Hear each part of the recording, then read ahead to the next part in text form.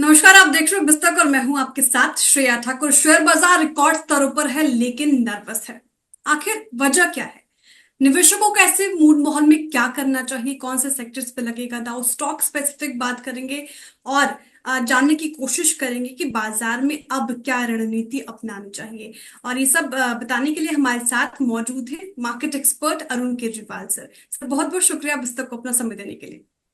नमस्कार श्रेया और आपके सभी दर्शकों को भी। जी सर, सबसे पहला सवाल तो मेरा यही बनता है कि बाजार रिकॉर्ड तौर पर नर्वस क्यों है? आखिर चाहे हम कल की हालत देख ले, बाजार लाल निशान पर बंद था। 300 अंक से ज्यादा की भारी गिरावट निफ्टी में देखी गई। और आज भी बाजार का परफॉर्मेंस कुछ खास नजर नहीं आ रहा है। हालांकि लाल निशान पर ही कामकाज कर रहा था, लेकिन इस वक्त 1:45 हो रहे हैं और मात्र 4 अंक ऊपर है निफ्टी। बाजार अ, क्यों nervous? श्रेया, अगर आप देखें तो जो नई सीरीज शुरू हुई थी शुक्रवार को, 30 तारीख को, तो आपने ये देखा वहां पर कि बाजार पहले दिन ही थोड़ा सा लड़खड़ाया। जी और बाजार में जो तेजी उम्मीद की गई थी वो नहीं आई। उसके बाद में अगर आप देखें कि कल कल का जो सत्र था उसके अंदर में एक भारी गिरावट देखने को मिली। 2 महीने की सबसे बड़ी गिरावट भारतीय बाजार में आया। और वो सिर्फ एक कारण से था कि विदेशी संस्थागत निवेशक ने भारतवर्ष में माल बेचा और वो चाइना में जाकर निवेश कर रहे हैं। चाइना का जो मार्केट है काफी गिरा हुआ था और पिछले 4-5 दिन में 4 गुना वहां का मार्केट बढ़ा है। जी सर। विदेशी संस्थागत किसी के नहीं होते और उन्हें जहां पे पैसा बनाने का मौका मिलता है वो वहां पर पैसा अपना ले जाते हैं। भारत में जो ये जब बेचते थे, पहले की समय की मैं बात कर रहा हूं, तो भारत में बाजार गिर जाते थे। जब वो खरीदते थे बाजार बढ़ जाते थे। अब जो डोमेस्टिक फ्लोज आने लगे हैं, जो आप और मैं जैसे छोटे निवेशक हैं उनके जो फ्लोज आ रहे हैं, जी एसआईपी के तहत जो पैसे आ रहे हैं वो एक बहुत बड़ी मात्रा में आ रहे हैं। और विदेशी संस्थागत निवेशक की बिकवाली का ये सामना कर पा रहे हैं। तो यहाँ पर उनके बिकवाली के बनिस्पत बाजार में गिरावट नहीं आई। अब इन्होंने कल जोर से बेचा तो बाजार में एक गिरावट आई। और जो विदेशी म्यूचुअल फंड्स है उन्होंने ये तय किया है कि भाई हम इनको एग्जिट क्यों दे गोरे को। अगर गोरा बेचने चाहता है तो उसे हम्म। बेचने दीजिए अवश्य। बाजार गिरेगा, उस शेयर में गिरेगा जहां पर वो बेचेंगे, पूरा बाजार नहीं गिरेगा।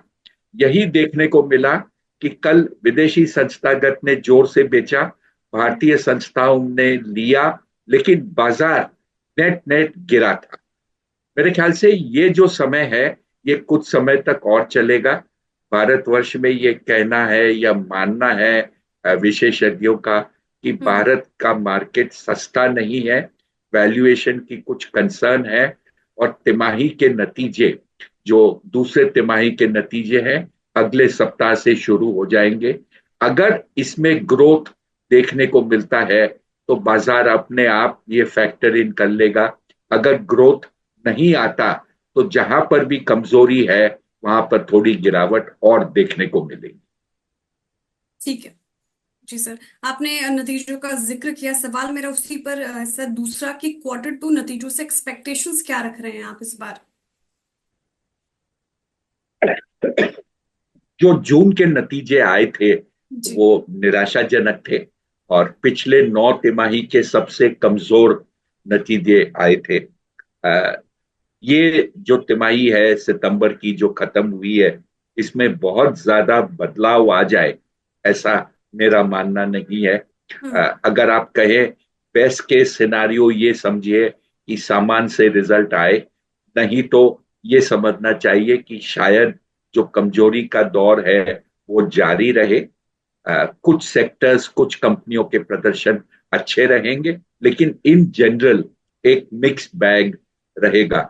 बहुत ज्यादा उम्मीद नतीजों से नहीं करना चाहिए, क्योंकि अभी तक उन्होंने कुछ जिसे कहते हैं एक्सपेक्टेशन से कहीं ना कहीं कमजोर ही रहे हैं।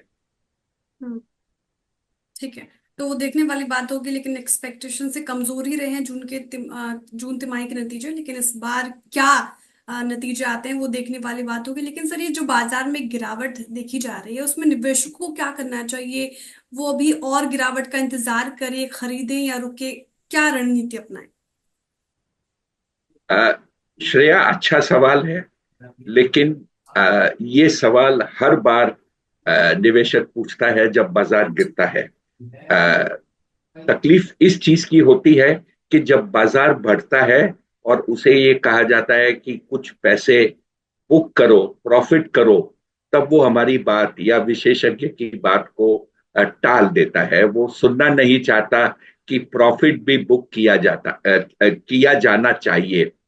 मेरे ख्याल से उनके लिए, निवेशक के लिए सबसे अच्छी राय यही होगी कि बाजार में उतार चढ़ाव एक ही सिक्के के दो पहलू हैं।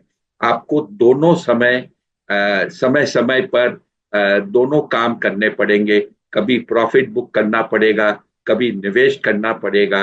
अगर आपके पास पैसे ही नहीं रहे, अगर आपको मौका मिल भी गया, तो बिना पैसे के आप खरीदोगे कैसे? तो जैसे कि मान लीजिए आपने पिछले सप्ताह कुछ प्रॉफिट बुक किया था, तो कल एक अच्छा दिन था जो चीज आपने ऊपर बेची है उसे वापस खरीदने की। ऐसे मौके आपको अक्सर आते रहेंगे आगे के समय में भी। लेकिन बिना प्रॉफिट बुक किए आपको ऐसे मौके आने के बावजूद आप कुछ नहीं कर पाएंगे। कहने का तात्पर्य ये, श्रेया, कि बाजार में उतार चढ़ाव आपको मिलेगा। हम्म। प्रॉफिट बुक करते रहिए, कुछ पैसा हमेशा अपने पास जुटा के रखिए, और आपको जब मौके मिलते हैं तो उन्हें निवेश कीजिए। ठीक है। तो पार्शियल प्रॉफिट बुकिंग की सलाह है, फिर जब मौका मिले तो एक्यूमुलेट करने की भी सलाह दी गई है निवेशकों को। सर, आपने एफआईज का जिक्र किया। एफआईज भारत में बेच रहे हैं, लेकिन सर हाल ही में चीन के सेंट्रल बैंक ने स्टिमुलस दिया और उसके बाद उनका जो बाजार है शांघाई वो एकदम से चढ़ गया। तो क्या एशियन मार्केट में, चीन में स्पेशली, एफआईज का निवेश अब बढ़ेगा? एकदम सही कहा आपने। और मैंने जैसे जिक्र किया कि जी। 5 कारोबारी दिन में चीन के मार्केट में लगभग 4 गुना की तेजी देखने को मिली। उन्होंने कई चीज में स्टिमुलस दिया, रियल एस्टेट में भी स्टिमुलस दिया, मैन्युफैक्चरिंग को स्टिमुलस दिया, क्योंकि वो भी चाहते हैं कि पैसा बाजार में आए, उससे बाजार में कीमतें भी बढ़ती हैं, स्थिरता भी आती है। और जो पैसा विदेशी संस्थागत निवेशक एक साथ लेकर आते हैं, वो घरेलू निवेशक कभी भी नहीं डाल सकते। तो यही हम्म। चीन में देखा गया कि बड़ा पैसा एक साथ आया और वहां पर बाजार संभले, अच्छे खासे रैली हुए हैं। हो सकता है ये रैली कुछ दिन और चले और उसके बाद वहां पर बिकवाली का दौर आए। जब वहां पर बिकवाली होगी, ये पैसा कहीं ना कहीं और किसी देश में जाएगा। हो सकता है वो वापस इंडिया में आ जाए, क्योंकि ये जो पैसा है ये हॉट मनी है। और इसमें जहां पर इमीडिएट, इंस्टेंट, शॉर्ट टर्म में पैसा बनता है, ये वहां पर चला जाता है। ठीक है। Sir, next week RBI policy है। क्या एक्सपेक्ट कर रहे हैं आप इस बार आरबीआई पॉलिसी से? देखिए, मेरा मानना यह है कि अ, कटौती, रेट कट की अगर आप बात कर रहे हो या उसकी संभावना की बात कर रहे हो, तो ऐसा फिलहाल नहीं होगा। इन्फ्लेशन कुछ हद तक कंट्रोल में है और आरबीआई ये चाहेगा कि ये इन्फ्लेशन में थोड़ा सा और कंट्रोल हो एक रेट कट करने के पहले। जहां तक अमेरिका में एक रेट कट 50 बेसिस पॉइंट का हुआ है, लेकिन आंकड़े ये बताते हैं कि वहां पर जब भी इतने लंबे दौरान के बाद रेट कट का साइकिल शुरू होता है, तो पहला रेट कट हमेशा 50 बेसिस पॉइंट का होता है। हम्म। उम्मीद ये भी जताई जा रही है कि इस साल के जो बाकी के समय बची है, इसमें शायद दो रेट कट 25-25 बेसिस पॉइंट की और होगी। शायद अगली जब आरबीआई हम्म। की पॉलिसी जनवरी में भारतवर्ष में होगी, तब एक रेट कट की उम्मीद करनी चाहिए। और इंडिया में ये भी देखा गया है कि आरबीआई को अगर लगता है कि हम्म। रेट कट या रेट इंक्रीज की कोई गुंजाइश है या संभावना उन्हें करनी है, तो वो बिना पॉलिसी के भी ये अनाउंस किए हैं पास्ट में। तो जी। मेरी मेरे अंदाजा से इस बार इस पॉलिसी में कोई रेट कट की उम्मीद नहीं करनी चाहिए। लेकिन जो टेनर या जो टोन होता है आरबीआई का, वो संकेत देगा कि आने वाले मीटिंग में शायद रेट कट अवश्य हो। तो इस आरबीआई जो अक्टूबर में नेक्स्ट वीक आरबीआई पॉलिसी, उसमें रेट कट की कोई उम्मीद लगा नहीं रहे अरुण केजरीवाल जी। ठीक है। सर, सेबी बोर्ड मीटिंग कल यानी 30 सितंबर को ही, सोमवार को, और उसमें एचएनआईज के लिए एक एसेट क्लास लाया गया है, वो है इन्वेस्टमेंट स्ट्रेटजीज। सर, ये क्या है और ये क्यों लाया गया है, अगर आपने देखिए, ध्यान दे? मैंने इसके ऊपर थोड़ा सा मैं पढ़ा था सुबह, जी। लेकिन अभी तक पूरा ये स्कीम समझ नहीं पाया हूँ। इसके जी। ऊपर जो भी इनके डिटेल नोट्स आएंगे, उम्मीद ये जताता हूँ कि एक आध दिन में इसके ऊपर स्पष्टीकरण आ जाएगा। और ये एक तरह से जैसे फ्यूचर्स में एक कॉल और पुट की आपको एक स्ट्रैटेजी बनाने की एक स्कीम मिल जाती है, ऐसा कुछ ना कुछ होगा कि आप आपके पोर्टफोलियो या आपके एसेट क्लास को एक एडिशनल लेयर ऑफ प्रोटेक्शन दे सकते हैं। लेकिन जब तक ये स्कीम पूरी इसकी डिटेल नहीं मिलती, मैं इससे ज्यादा इस पर अभी फिलहाल बोलना नहीं चाहता। ठीक है। डिटेल में हम इस पे भी बात करेंगे बाद में। सर, अब कुछ स्टॉक स्पेसिफिक और सेक्टर स्पेसिफिक पे बात कर लेते हैं। स्टॉक्स और सेक्टर्स की मैं बात करूं तो सर, हम चीन में हुए स्टिमुलस को लेकर भी बात कर रहे थे, और इसका असर भारतीय शेयर बाजार में भी देखने को मिला। मेटल स्टॉक्स में गजब की रैली हमें देखने को मिली। Sir, Tata steel, JSW steel, Vedanta, ऐसे स्टॉक्स में भी करना क्या चाहिए निवेशकों को? अ, श्रेया, जब भी कोई सेक्टर स्पेसिफिक में मूवमेंट आता है, जी। निवेशक को दो चीज ध्यान में रखनी चाहिए कि जब ऐसी कोई न्यूज फ्लो के ऊपर में सेक्टर में तेजी या सेक्टर में मंदी आती है, तो जो पिवटल होते हैं, जो उस ग्रुप के लीडर होते हैं, उनके ऊपर सबसे ज्यादा इम्पैक्ट पहले आता है। तो मेटल पैक में अगर आप देखें, तो दिग्गज कंपनी में टाटा स्टील की गिनती आती है, वेदांता की आती है, एल्यूमिनियम की आप बात करें तो हिंडाल्को की बात आती है। इनके ऊपर मैक्सिमम इम्पैक्ट होता है। हम्म। और कल के बाजार में जो तेजी देखने को मिली थी, अगर आप शेयर्स को आइडेंटिफाई करें, तो टाटा स्टील, जेएसडब्ल्यू, वेदांता, हिंडाल्को, ये टॉप गेनर्स थे इस क्षेत्र के। जी। तो हमेशा सेक्टर न्यूज जब आती है और उसका इम्पैक्ट देखने को मिलता है, तो आपको जो फ्रंट लाइन स्टॉक्स है उन्हीं में निवेश करना चाहिए। उसी में आपको सबसे ज्यादा मूवमेंट मिलेगा और उसी में निवेश करके आपकी कमाई भी होगी। हम्म। तो क्या सर, आगे भी इसमें निवेशक बने रह सकते हैं मेटल स्टॉक्स में? क्या रणनीति स्पेशली इस सेक्टर में ये अपनाएं? सबसे अच्छी रणनीति ये होती है कि आप कोई भी चीज लेते हो, तो जब भी आपको लगता है एक रन अप हो गया है, या हम्म। तो उसमें से आप निकलिए, पार्शियल प्रॉफिट बुकिंग कीजिए, या अगर आप निवेशित रहना चाहते हो क्योंकि आपको ये नहीं समझ में आ रहा कि इसका टॉप कहाँ पर होगा, तो स्ट्रिक्ट ट्रेलिंग स्टॉप लॉस रखकर ट्रेड कीजिए। आम निवेशक की सबसे बड़ी मार ये होती है कि वो शेयर में निवेश कर लेता है, घुस जाता है, लेकिन निकलने के लिए उसे धक्का मारते रहिए तो भी वो निकलता नहीं। तो बिल्कुल। इस चीज के लिए उसे कहीं ना कहीं एक ट्रेलिंग स्टॉप लॉस तो रखना पड़ेगा, जिससे कि अगर एक भाव गिरता है तो वो शेयर से निकल जाएगा। जी। तो सही समय पर निकलना is the secret Mantra in stock market. Sir, अब मैं प्राइवेट बैंक्स की ओर रुख करना चाहूंगी। प्राइवेट बैंक्स में हमें कुछ दिनों पहले रैली देखने को मिली थी, लेकिन हालांकि कल जो बाजार में गिरावट देखने को मिली, उसमें आईसीआईसीआई, एक्सिस, एचडीएफसी भी गोता लगा गए। अब प्राइवेट बैंक्स में आईसीआईसीआई, एक्सिस, एचडीएफसी में करे क्या सर निवेशक? श्रेया, अगर आप देखें तो पिछले सप्ताह जब रैली हुई थी, तो ये तीन बैंक्स की जो आपने बात करी, HDFC, ICICI, एक्सिस, ये सबसे आगे थे तेजी में। इनके कई कारण थे। एक, FTSE के इंडाइसेस में जो रीबैलेंसिंग हुआ, उसको उनको एडवांटेज मिला। जो एक तरह से शॉर्ट कवरिंग आई थी बाजार में बैंक निफ्टी में, उसके कारण इनको एडवांटेज मिला। जैसे मैंने थोड़ी देर पहले कहा कि जब सेक्टर स्पेसिफिक न्यूज होती है तो फ्रंटलाइन स्टॉक्स में सबसे ज्यादा तेजी, और जब गिरावट आती है तो सबसे ज्यादा मंदी भी इन्हीं फ्रंटलाइन स्टॉक्स में आते हैं। कल गिरावट का दिन था, तो लीडिंग द पैक में भी इन्हीं के नाम आए।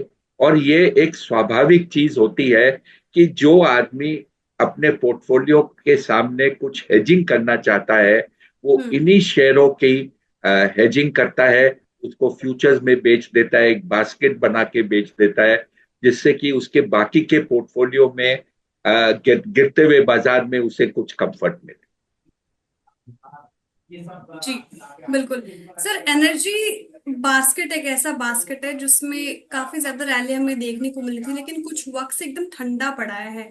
हालांकि आज के सत्र में कोल इंडिया, एनटीपीसी और टाटा पावर थोड़ा खरीदारी इसमें देखने को मिल रहे हैं, हरे निशान पर काम काज कर रहे हैं, लेकिन बाकी सारे ही स्टॉक्स लाल निशान पर। स्पेशली ऑयल एंड गैस वाले, ओएनजीसी, आईओसी की बात करूँ तो इस पे ज्यादा डेंट पड़ता नजर आ रहा है। एनर्जी बास्केट में स्पेशली ऑयल एंड गैस में सर ये जो गिरावट है ये कब तक जारी रहेगी? निवेशकों के अगर पोर्टफोलियो में है वो क्या करे, क्या रणनीति वो अपनाए? श्रेया, एनर्जी बास्केट में दो तरह के स्टॉक्स हैं। एक है OMC, जो आपके जी। IOC, BPCL, HPCL जैसी कंपनियां हैं। और उनसे मिलती जुलती एक कंपनी है ONGC और गेल, जो एक तरह का प्राइमरी प्रोड्यूसर है।